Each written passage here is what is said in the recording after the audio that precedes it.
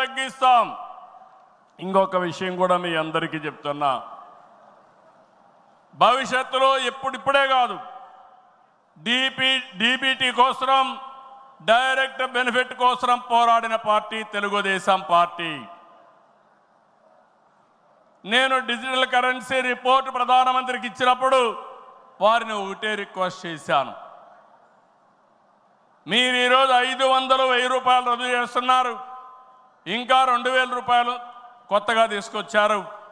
అవసరమైతే 500, 1000, 2000 రూపాయలు రద్దు చేయండి, డిజిటల్ కరెన్సీ పెట్టండి. ఎవరైనా అక్రమార్కులు ఉంటే ఈజీగా పట్టుకోగలుగుతాం. ఇవన్నీ రద్దు చేయమని కోరాను.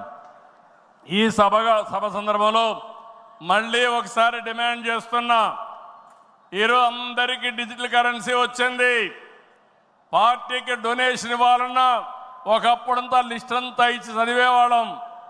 ఇప్పుడు నేరుగా మీ ఫోన్ ద్వారా పార్టీ అకౌంట్లోకి డబ్బులు చెల్లించే పరిస్థితికి వచ్చారంటే ఈ 500, 1000, 2000 రూపాయల అవసరం లేదు. రాజకీయాల్లో డబ్బులు పంచే అవసరం ఉండకూడదు. ప్రజా సేవే పరమావిధిగా చేసుకుని మనం పనిచేస్తే ప్రజలు మనకు ఓట్లేస్తారని చెప్పి కూడా నేను మీకు తెలియజేస్తున్నా. మీరు నాతో ఏకీభవిస్తున్నామంటే అన్ని పెద్ద నోట్లన్నీ రద్దు చేయాలని గట్టిగా చప్పట్లు కొట్టి హర్షాన్ని, ఆమోదాన్ని తెలియజేయండి. అప్పుడే ఈ దేశంలో పూర్తిగా అవినీతి పోతుంది. దీనికి కూడా మనం శ్రీకారం చుడతామని చెప్పి కూడా నేను మీకు తెలియజేస్తున్నా. మనందరి విధానం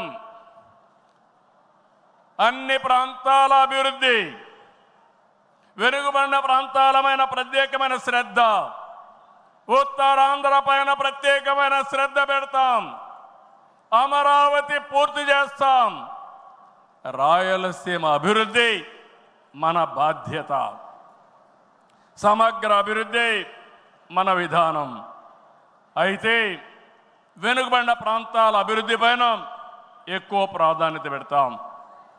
సాగునీరు ఇవ్వడం ద్వారా సీమలో స్థితిగతులు మార్చాలని మొదటి సంకల్పం చేసిన వ్యక్తి ఎన్టీఆర్. అభివృద్ధి దూరదృష్టితో కడప, కర్నూలు, అనంతపురం జిల్లాల్లో ఫ్యాక్షన్ అంతం చేశాం.